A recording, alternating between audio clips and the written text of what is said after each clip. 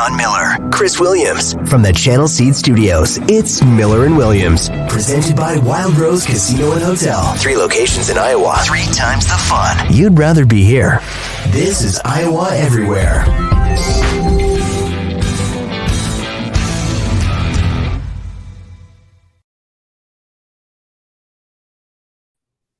Hello, what's going on? Welcome to Miller and Williams, week 2 of the college football season. Week 2 of our show, at least. We're going into week 3. It's so freaking confusing with the week 0.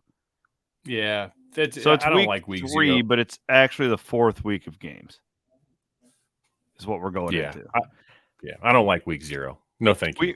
We're presented by our friends at Wild Rose Casino in Clinton, Emmitsburg, and Jefferson. I was up near Jefferson today.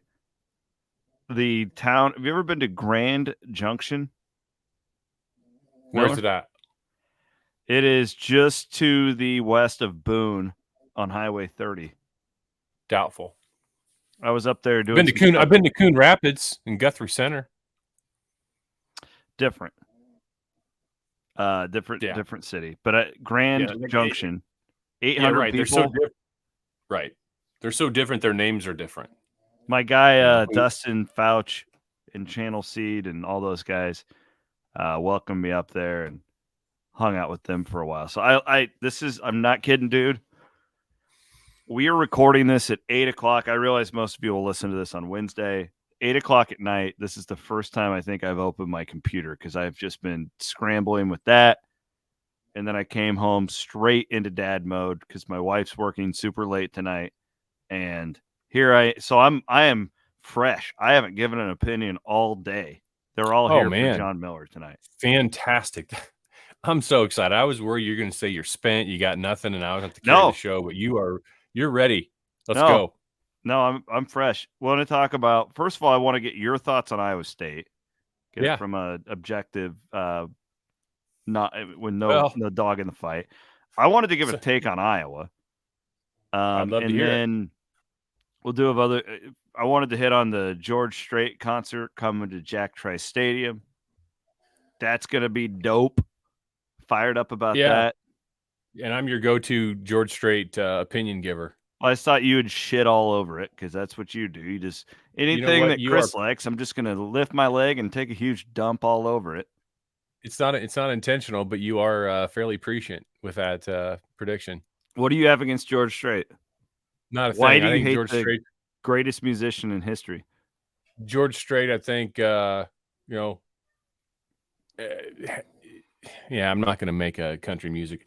I'm just not a big country music fan anymore. I used to be when I was like Garth Brooks back in the 90s, but after Garth, I just, Garth Brooks. I know he's still Garth Brooks invented douche country. I thought you were going to say something like that. And I do have an outlaw country playlist on my Apple Music. The old guys, and I love Sturgill Simpson. He's great. Simpson. Love Sturgill Simpson. But to me, he's like a genre crosser.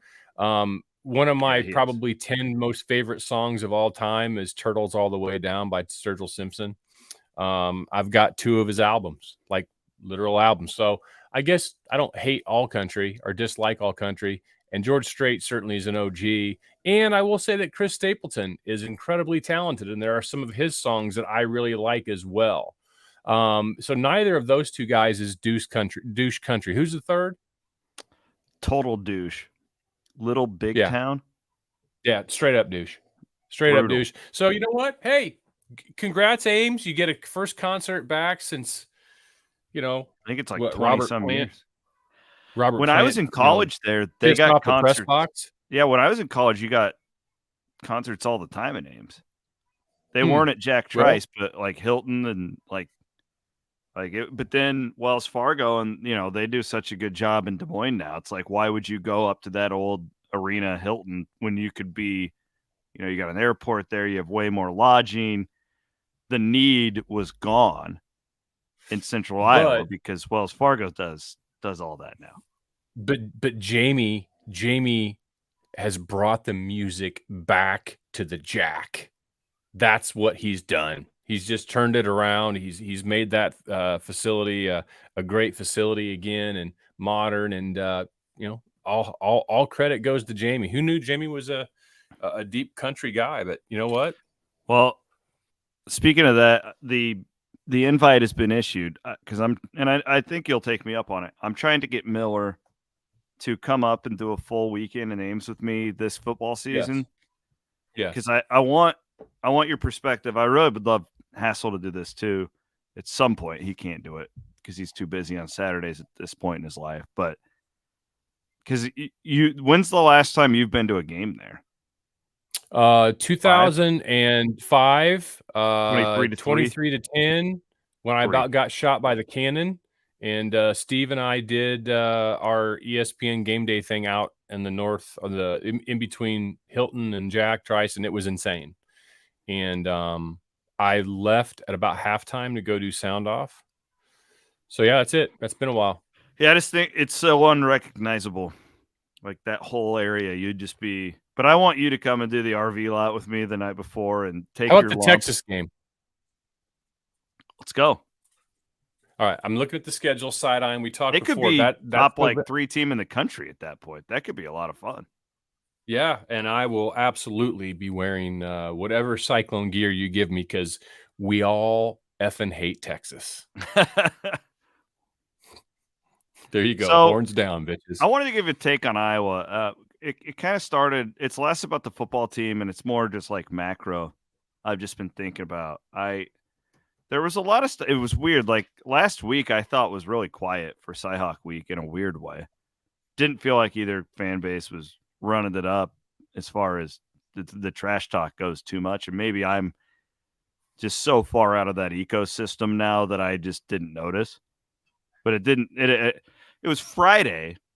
A bunch of stuff starts surfacing where, a group of Iowa fans are making the case to not play Iowa State anymore. And you know how that goes. And I kind of step in because I just think it's our sport now. And when I say our sport being college football, I feel like we're all kind of caretakers of it as much as we can be. We need more games like this, not fewer. Right. Mm-hmm. And Iowa State's probably going to be at a point here in the next few years, I would guess, where the Big 12 at 16 teams is going to say you need to play another conference game. And that was kind of the argument of the Big 10 and Iowa. And why would we do it if nobody else is doing? And right.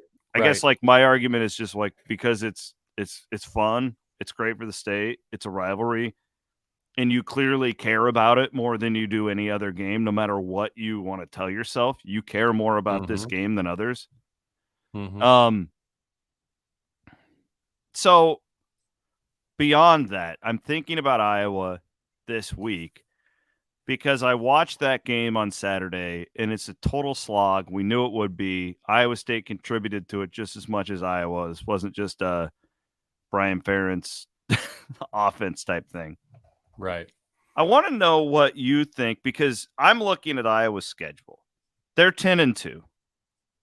I feel like worst case right now. Maybe 9-3 would be worst case, but the West is probably worse than we thought it was going to be. Now, Wisconsin will keep getting better. I said that all offseason. It's going to take them half a year to get that offense going. You feel like Rule will probably do the same at Nebraska. So I'm not writing any conclusions. But right now, Iowa's going to be favored probably in every game the rest of the way except Penn State. And then they do play at Wisconsin. Yeah, they're favored right now, bro. Oh, well, I haven't looked. I'll take your word for it. I would be shocked if right now Iowa wouldn't be favored. Well, if Iowa played Wisconsin next week, I'd feel a lot better about it than in middle 4 of weeks October. like you're talking about. Yeah. Right. Here's my question to you. You've been doing this a long time. I know how Hassel feels, but you guys come at things from very different angles. Are you – because right now I feel like Iowa fans have it really good. It's even on bad years, it's we went 8-4 or we went 9-3. Right. 2 years ago, everybody lost their goddamn mind and they won 10 games. Right. Are you – here's what triggered this is I was listening to people talk about the Michigan State job. And the argument was made by some national guys that job just got considerably better because they're not in the Big Ten East anymore. going forward because the divisions are going around. Are Right. you the Iowa guy who's like, yeah, we're going to spice things up now, even though it's going to get considerably more difficult, I think, by any measure? Or like, or can you sit here and go, man, you know, we got it pretty good right now. We're the best program in this division. You know, even like on our average years, because our defense and special teams are so good, we can just limp to a 10-win season. Like that's, I don't know. Like, I guess like I'm watching this and it's just like, man, if you guys think you guys are that much above, like just playing your in-state rival, like Iowa State's still in a power league. This isn't dropping you and I, you know, like, I don't know. Where are you at on this? Cause my mind's been spinning on this all day. Right. So first, to clarify, is this question about Iowa State and how you feel about Iowa and Iowa State? Or all my mind, it just like, I was surprised on Friday the amount of Iowa fans that were saying they don't want to play the game. Gotcha. Okay. And that's what got me thinking about it. Right. And like the whole like, well, the all-time record gets tossed out. Iowa State wasn't a real football program until McCarney got there. Like I don't care. Anybody that tosses out history a lot, it means that you're not exactly confident in your present, or your present isn't exactly great. Yeah, I mean, I've been saying that forever. I would agree with that. It's just like I don't even consider Iowa State football a thing until like '98 when they finally beat Iowa. Yeah, that was what got them to that point where they could compete. They had to do that before they could do. So like with Iowa, I don't know. Like, I know I'm all over the place right now, but what do you think going forward? Because like I look at it as an Iowa State fan, I'm like, God, I'd give anything to have that Big 12 North back. Right, for sure. No, I get it. I would give anything to be in that. And then I'm watching you guys winning 9-10 games every year, and you're fired up because you want to start going to the West Coast and you want to start playing Ohio State more. And I'm like, be careful what you ask for, bro. Right. No, you're right. So a couple of things. One, and there's a lot of, you know, I'm 52 and I didn't start watching Iowa till like their Rose Bowl year. I was 10 years old or 9 years old when in their Rose Bowl year. It was 81, so I was 10. So before that, though, 18, 19 years before that, Iowa never had a winning season in any of those years. And so Iowa was a really bad football program for the better part of 2 decades. Now, Iowa had success in the Evashevsky era, you know, back in the 30s and the Howard Jones era in the 20s, et cetera, et cetera. So Iowa had a better, you know, historical success than Iowa State, but Iowa was coming out of the football hinterlands too, the same way that Iowa State came out of the football hinterlands with Dan McCartney's win over Iowa in 1998. So now, as it relates to what do I think, here's what I think. In my dream scenario, it would be the Big Ten. No Penn State, no Rutgers, no Maryland, nobody else, just the 10. But that's not reality. All right. So, okay, Penn State's in it, Nebraska's in it, whatever. I just want to be entertained. That's all I want. I want to be entertained. I no longer, you know, the game last week, back in, I don't know, 15, 20 years ago, I would have had trouble getting to sleep the night before the game. I would have been so excited and amped up for the next day. That's how I was with almost every single game. Maybe because it was my finances were tied to it too, tied to Iowa victories. You know how that feels. Been there. And then I would get like, you know, butterflies right before kickoff, like I was playing or something. And there'd be things that happened during the game that would make me nauseous. And I don't feel any of that anymore. And I'm so thankful. I don't feel any of that anymore. And so therefore, when I say I just want to be entertained, I mean it. Now, I want Iowa to win every single game. But if they don't and they go 7-5, the only time I'm probably going to talk about it the whole week is when we do a podcast and talking to my friend Billy Love down here in Kansas City. That's it. That's the only two. And if I talk to my dad, brother, and Barney, it's about it. it's not that I don't care. It's just, I just want to be entertained. We have so many things in this world and in society and the media. We're bombarded with negativity all the effing time. We're fighting each other over dumbass shit. We're fighting each other over some serious things too. But man, just entertain me for 3 hours. That's why I actually like fantasy football more than I do college football right now. It's pure entertainment. I don't have any emotional attachment, and I kind of like that. It's weird too, because I did a podcast with Sage Rosenfels earlier this week. If you guys haven't listened to it, you should go and check it out. I thought Sage was phenomenal breaking down the Iowa and Iowa State offenses from I'm gonna go listen to that. He just thinks that they're total garbage. It's so funny because he just comes at everything from like a Kyle Shanahan NFL, right? And like our teams aren't doing that, right? Like they're Right. not. What's just funny because it used to be like Iowa was the pro style, and like you had all these renegades like Art Briles and Mike Leach doing their thing, and now it's totally gone the other direction. But I said the same thing to him. For the first time in my life, I feel like I'm not more, but I feel like I'm just as invested in the NFL as I am college, which that means college is taking a big drop off for me because it used to be 90-10 for me. And the 10% was watching the Vikings and every once in a while the Cowboys, because that's my dad's favorite team. And you've heard my Herschel Walker story. I went with him in the trade.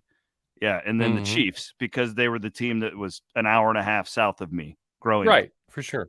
But it was I'd stay up and watch a Marshall Faulk San Diego State game and be locked in at 1:00 in the morning, no matter who they were playing. But I wouldn't stay up and watch the Steelers and the Patriots because I didn't really give a shit. Right. For the first time in my life, I feel like, and it might be our partnership with Circa, to be honest, because I'm doing a lot more NFL, but I'm as invested in the NFL, like emotionally, as I am the college game. And that's just why with me going back to the game, like whatever. Like, so if Iowa State and Iowa don't play, to be honest, if Iowa State can get another cupcake, it'd probably be better. But it's not good for the sport. Like, why would we want fewer games like that? I don't understand. I can't comprehend it. What do Iowa fans who think that, do they think that you're just going to go out there and schedule Alabama to a home and home? Because that ain't happening. What is the mindset there? Yeah. I ultimately think that both the Big 12 and the Big 10 are going to get that additional conference game, 10 games. Maybe they go to 13 games for regular seasons. I don't know. But I think that they will, and I do think the Iowa State series probably goes away. I would agree. But you're right. You're right that, and I've not always held this opinion. I used to like pretend to not like the game and say it should go away because that was a form of smack talk when I had my radio show. It's trying to belittle Iowa State. Yes, yeah, for sure. I was trying to belittle Iowa State. And I think that that's probably the root of a lot of what you hear now from Iowa fans saying that they don't want the game. Not all of them, but certainly some of them. But I just think that this sport grew in popularity to, the number 2 position maybe in all of sports as recently as a few years ago because of the regionality, because of the regional rivalries, because of the pageantry, because you harken back to when you're younger and you hear those drum lines on campuses. If you went to a campus that had, bands and drum lines and things like that. Drum line, and all the family. What's that? The drum lines are, come on. That's the greatest part of. No, it's the greatest part of college football.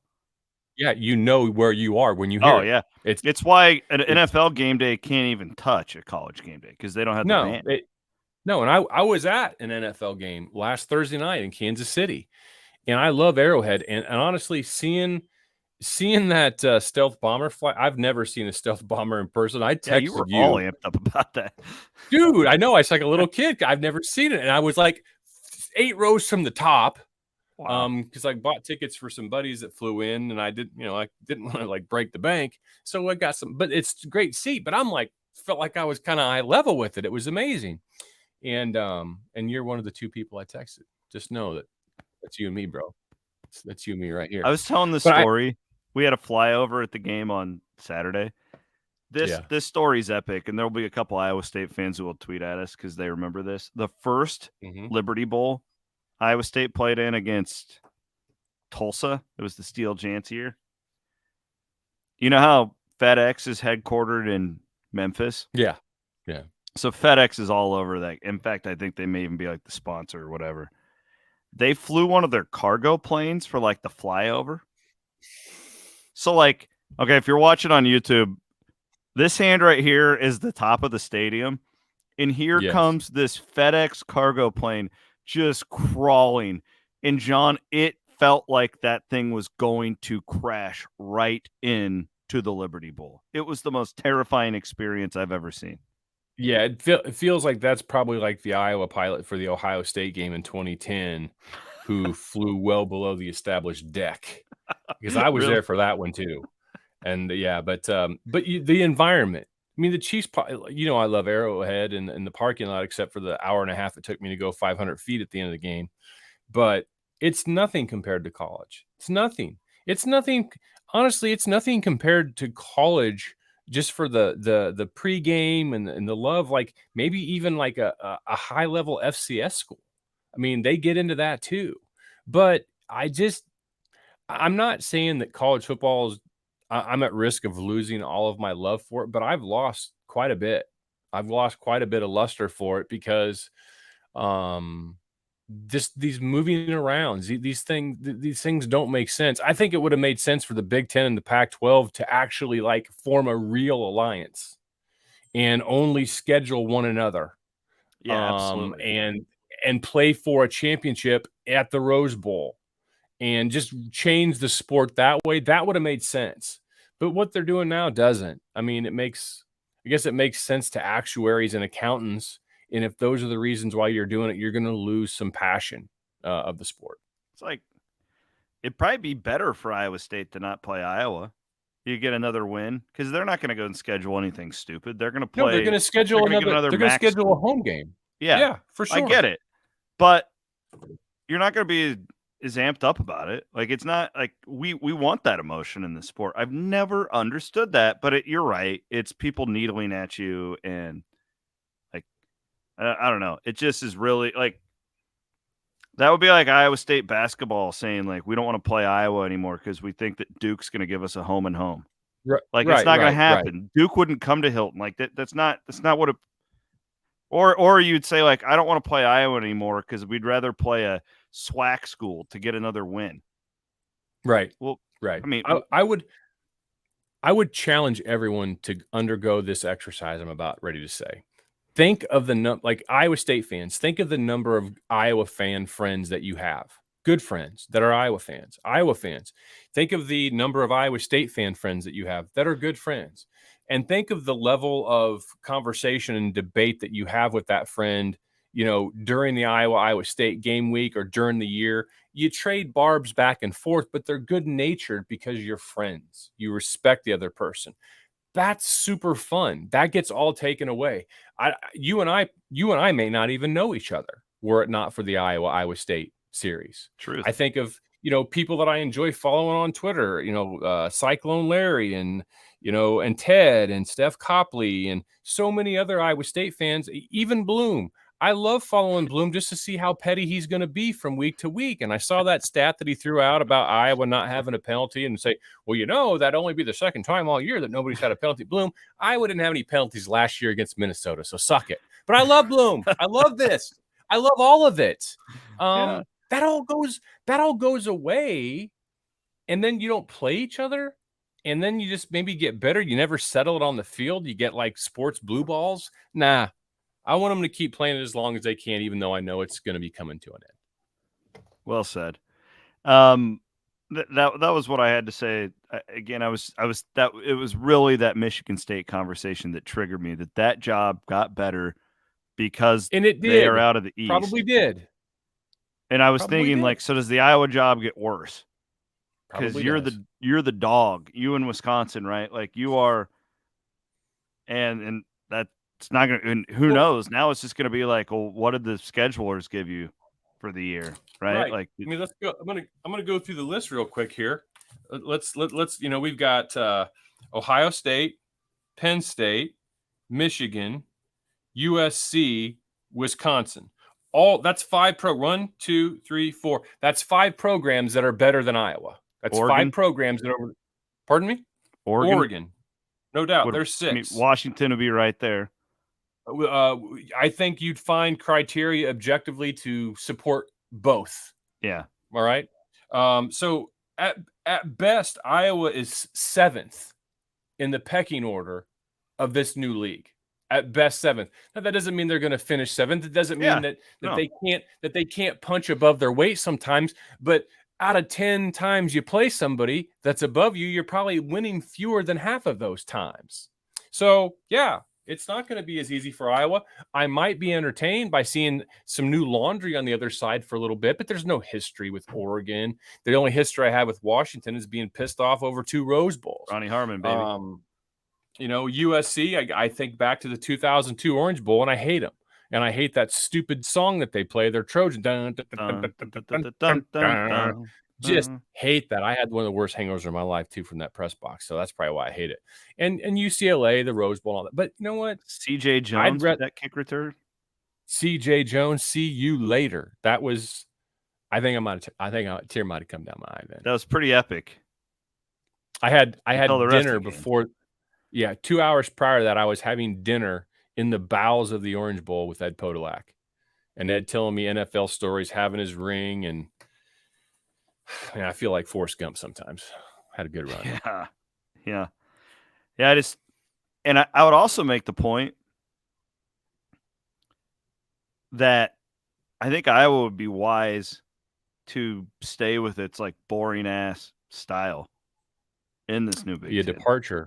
A preparation departure. Yeah, like I don't think you're like. Let's say this is Kirk's last year. Just throwing that out there. Which I think it is. I don't think Wisconsin's doing themselves any good by going to this like Wisconsin air raid thing. I really don't. I don't either. They would have been better off. They're boring ass,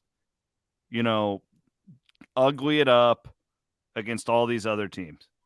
And I think Iowa, like, because you're not going to out athlete and out recruit those schools that you just mentioned. You're just not. You need to beat them in other ways. And that's what Kirk has been so good at for so long.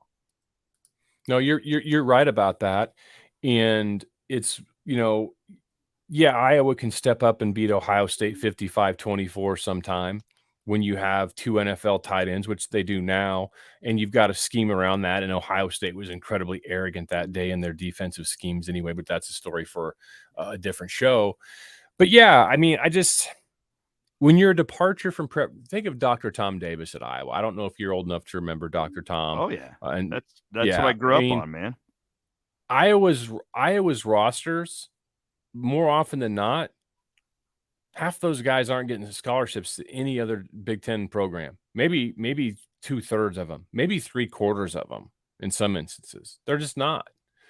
But it worked. Iowa's system that Dr. Tom had made the whole greater than the sum of the parts, or whatever that statement is. I mean, everybody collectively playing in that system, because the system was such a preparation departure from normal, it made them better. Now, they were still only 2 games above 500 in Big Ten play from the year after Roy, Eddie, and BJ left to the end of Dr. Tom's career.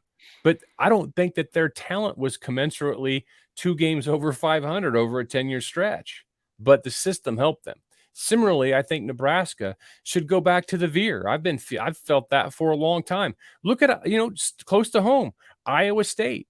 Iowa State, stylistically, the defense that they play, it allows them to do things more physically than most any other team in the Big 12, with the exception of Kansas State. But it also gives them the ability to, play defense against those passing teams. So Iowa State's defense is actually a different departure. I mean, Iowa ran inside zone, gap, split zone, power O, counters this week in their run game.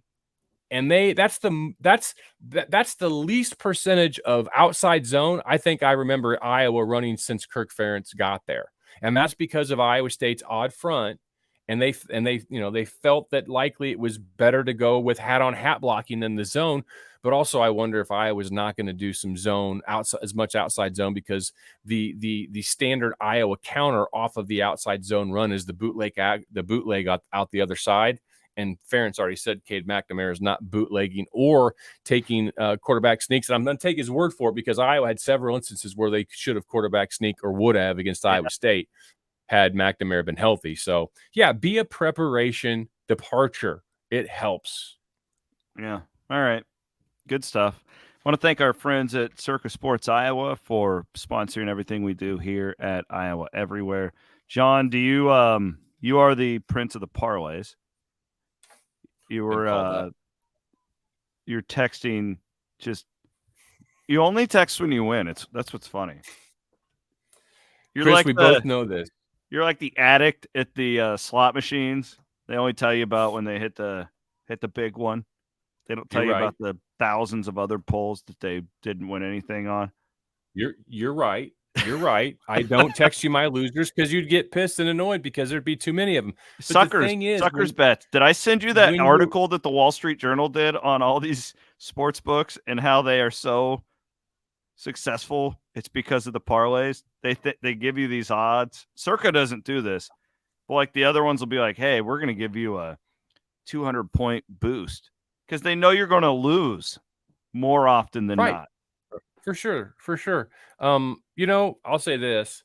Last football season, pretty much exclusively parlays. I start out with the grand, put it in my account, right? And if I get up a grand, I instantly take the first grand back, and I don't ever put any more money in until the NFL playoffs start. So I pulled a grand out the third week of the college football season last year. I had it up to plus $3,000. And then I got a little stupid and started betting hundreds here, 200s there, and pissed it all away. Except $100 7-game parlays. Dude, you know how big that would have been if it hit? Well, you saw what I sent you today. But anyway, and then during the NFL playoffs, I also was profitable. During March Madness, I was also profitable. But if I ever lose that $1,000 before I make money, I'm done. All right. So this season so far, I got a winning ticket still for you. We got to get back there. Dude, when we were out there a few weeks ago, they were at Daytona, which is a total crapshoot if you ever watched one of those races. And I heard that you nailed it. We freaking nailed it. Plus 2,300 on the winner. Our table was going crazy. Unbelievable. Little intern Aiden had like a $3 ticket that paid off whatever. Like he was thrilled. He got like $100 out of that thing. He was fired up. That's awesome. Yeah, that's fantastic. I mean, memories that can only be made at Circa Sports, Las Vegas. So, but you know what? I'm down a $100 so far this year. But last week, I hit two. I hit a 75 to win 595, and then I hit a 21 to hit 190 in the NFL. This week, I've already got 11 wagers in. I hit my $150 weekly limit that I give myself until I, either run out or profit. And I'm telling you right now, Chris, do you want to bet me that none of those parlays hit? 0 for 11? You'll hit one. Okay. And that's all I need. Every single one of those pays out more than what I wagered. I got a system, bro. Well, that's how I am with NASCAR, too, because it's like, it's really hard to pick these winners. Oh, gosh, yeah. That's like roulette.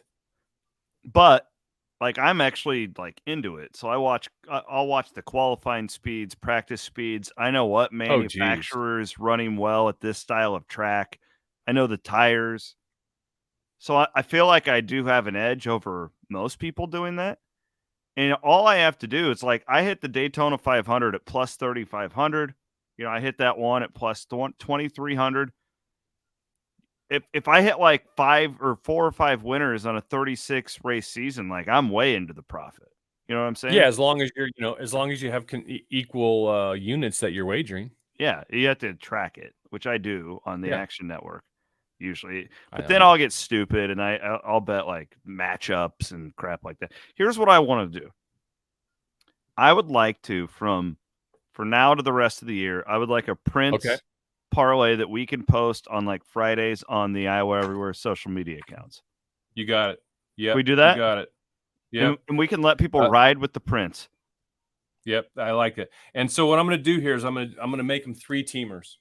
Because I like getting down to 7. I got an all 16 NFL special this week that I sent to you, by the way. That I think I bet $11 to win like almost 200 grand. It's fun. That'll be a loser. It was like plus 1.9 million. So hard. It's so hard. It's unbelievably hard. This last week the one I won was Lions money line, Jaguars covering 5, and San Francisco money line. And that was a decent pay, like 25 to win 190. But you're right. There's no way I'm going to get all 16. That would be a miracle. And I'd probably hedge it at some point in time if I could. But we'll do it. We'll do the Prince's Parlay pick of the week starting this Friday. I will text it to you, or I'll tweet it out, and you can do what you want with it on the appropriate social. Last but not least is I got these little queens I got to get put to bed. What did you think of Iowa State? I'm glad you asked that. I was hoping that you would before we got out of here. Here's what I think. I've just got the stats over here, so I got to put my glasses on.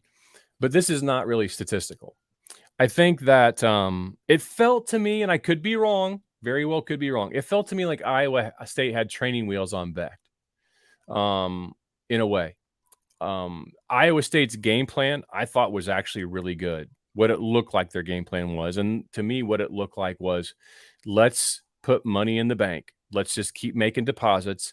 Let's stay out of the middle, which is where quarterbacks go to die playing against Iowa. If we're going to do middle, it's going to be underneath drags and crossers where space has already been cleared out. So the receiver catches it running downhill, or we're going to go to the flats. We're not going to try and thread the needle over the corner and in front of the safety, or over the backers and in front of the safeties. I'm sorry, Austin, you're catching another stray here. You're the patron saint of whenever I talk about this. That guy who plays for the 49ers, you may have heard of him. He did the same thing. Yeah, correct. You don't do that. So so Campbell and company said, you know what? We're not going to go where death is. We're going to try and be the team that can be patient. Well, you know what? They were. Their opening drive was really good. Their penultimate drive that wound up in a touchdown was 80 yards and 14 plays in nearly 7 minutes. And I know a lot of people were upset with the time management, or had some opinions on the time management. And I think Matt Campbell's postgame summed it up perfectly. You got to score a touchdown when you're down by 2 possessions. And they needed to put themselves in position to score. I think that Iowa State and Becht are going to get a lot of mileage out of that drive, out of sticking to the plan. Yes, Becht made a really bad throw in the flat that Iowa jumped, and Iowa's defense is really, really good. They play as connected as any defense in the country, year in, year out. But I actually give Iowa State and their players a lot of credit for the discipline they showed, sticking to the script that I think they stuck to. I don't have any problems with the time management, because Matt also knows that Iowa's going to get a kickoff, and he knows they're going to run it 3. They're going to be very, very predictable and very low risk. Iowa State got the ball back. What was it, Chris? A minute 30, minute 40, something like that? It was a minute 50, I believe. Yeah, minute 50. So what do you want? Yeah, they had a minute and 50 to go down the field. I was ignorant in the press box. I was thinking that they were taking too much time too, and I listened to Matt post game, and it was like, oh, okay, I'm an idiot. That made sense. Yeah, I mean, I remember telling my buddy Billy Love, I'm like, we were both at the same time. We both looked at each other and kind of went tick, tick, tick, tick, tick. But that was really it. It wasn't like, this guy's an idiot. And we just kind of thought about it, talked about it, and I think that was fine. I think on the whole, Iowa State's defense, very salty. Obviously, Iowa's offense is not great. Cade McNamara is still rusty. I was excited from an Iowa perspective on some of those incompletions, which is what we get excited about. If you're an Iowa fan, you get excited about incompletions. I think Iowa's, once he gets some timing, they're going to be able to do some things. But Iowa State, really good job on defense. Special teams on the block punt. Was that Iowa executing, or lack of execution for Iowa State? I don't know. Have you watched the honestly on that? Yeah. How that referee moved the ball. I think that was kind of fluky, and then Iowa's just really good at that. So Iowa State's guard and tackle on the right side weren't ready. It almost could have been a false start even. And Logan Lee's, I was just, you can't give them that hole. They're going to block it every time. That's just what they do. Yeah. So this is a kind of a fluky type of play. So I'm not panicked about the special teams thing for Iowa State. I think it was good play out of Iowa in a weird situation with that football. I just think Iowa State's 2 or 3 playmakers shy of winning 8 games. I think that it felt like I was watching a 6 or 7 win team. Honestly, I think they're a 6-6 team. Yeah. And so I thought Iowa State was very representative. They showed a lot of discipline. They had a plan, and I think they executed the plan. And, Coach Campbell's comments after the game saying that this is the best that we've played in this series, I don't think he's wrong. Last year was not a well-played game. No, last year, it wasn't. I mean, yeah, that was like Thunderdome. The other thing, too, is just like that I can't get this out of my mind. This Brian Ferentz 25-point tracker thing, It's not happening. Again, I'm going back to this, and Iowa fans, I come at it from a totally different side. It's like I give anything to have my team winning 9-10 games. I don't give a shit how they do it. Well, Right. You guys are doing this, and you're mad about not scoring, and and Hassel's the quintessential guy doing this. But I'm just sitting here. I'm like, watch what you're asking for, because I actually think that and I'll give Kirk and Brian credit because I don't think they've cared about that point tracker thing yet. They don't. The second they would start doing that, though, it could really have an adverse impact on your winning and losing.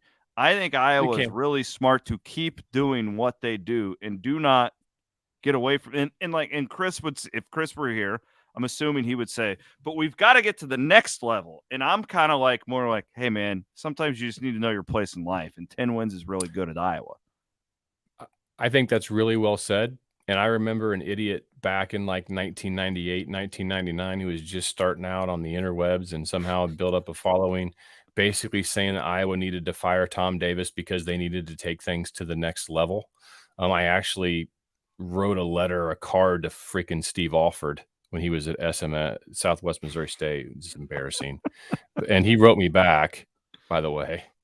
No shit. So that's how Steve I never knew that story. I remember when he called you in and gave you the little tongue lashing. I remember that story.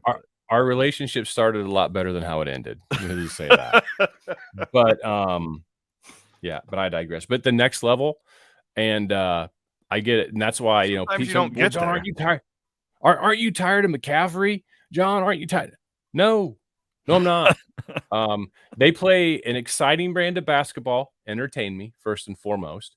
Does Fran's hot-headedness piss me off sometimes? Yeah, because I think it's detrimental to his team relative to the whistle that Iowa can get.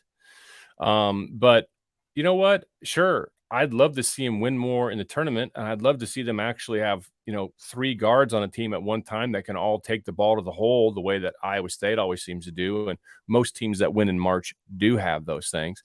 But I'm entertained because I know there's another level lower.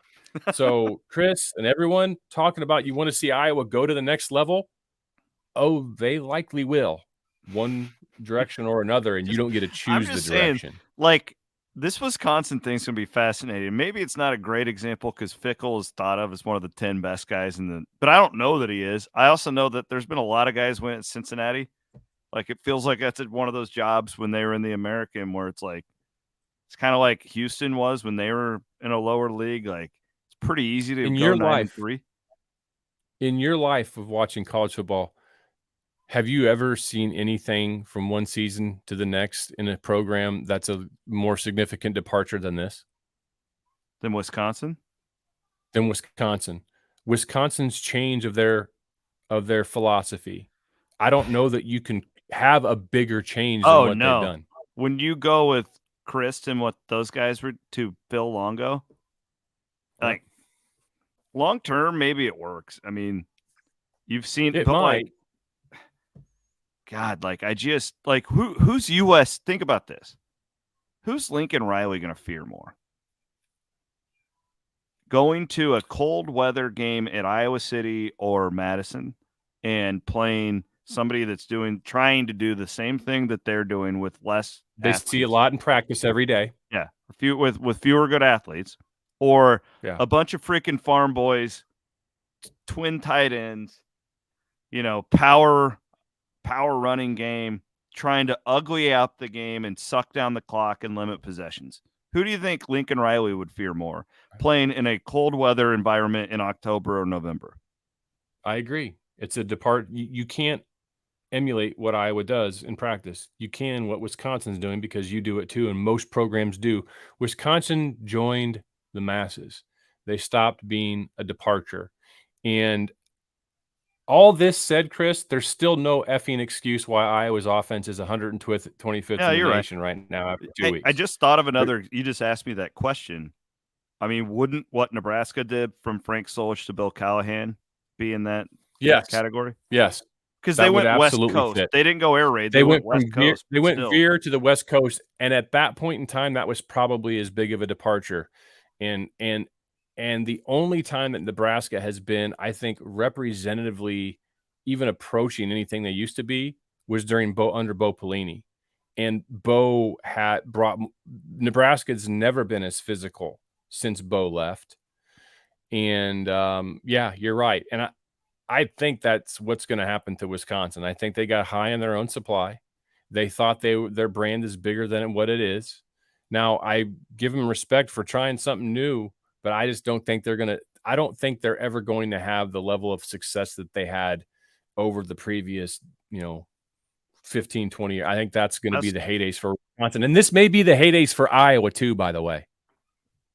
I also think that Fickell, he's had a million opportunities to leave. Why did he leave then? Because I think he knew that Cincinnati is going from being the unequivocally the best job in its league to it's just a job in the Big 12. I think it'll be a good job when the whole thing settles out. They've got great recruiting ground. It's not going to be a bad Big 12 job. It's better than Iowa State. It's one of the largest cities of any Big 12 universities in. Yeah. And the recruiting in Ohio is off the charts. You're going to be able to get a lot of those guys who play in Cincinnati who want to stay there. But I think he also saw the writing on the wall. A lot of these guys, like Tom Herman taught me this. Otzelberger taught me this, that when you make that jump, don't do what Chris Ash did and make your jump and go to the worst job in a great league. You want to go to a great job in a league that you think you can compete to win each and every year.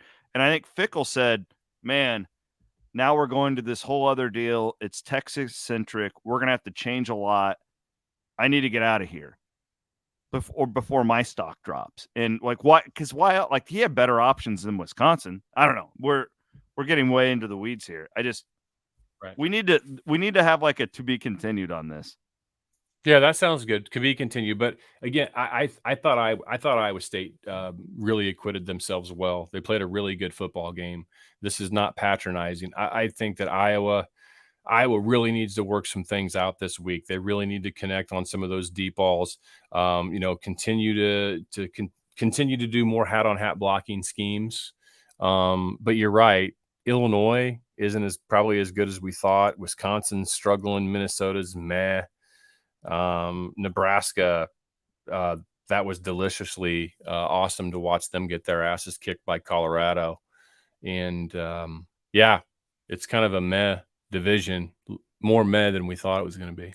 It's good. It's good for the Hawks. You should get if you like winning 10 games, but just keep me entertained. These guys like Hassel are going to lose their minds. Just tell me. They are. And by the way, Brian Ferentz isn't going anywhere. When Iowa doesn't hit 325, you know what Kirk Ferentz can't fire a guy after winning 10 games. You can't. Right. Brian walks in and says, "Dad, this is the contract that Gary wants me to sign." Kirk, okay, you know what we're gonna do with that fucking thing? Okay, we're gonna throw that right in the trash. Okay, fuck them. Frankly, certainly, that's what's gonna happen.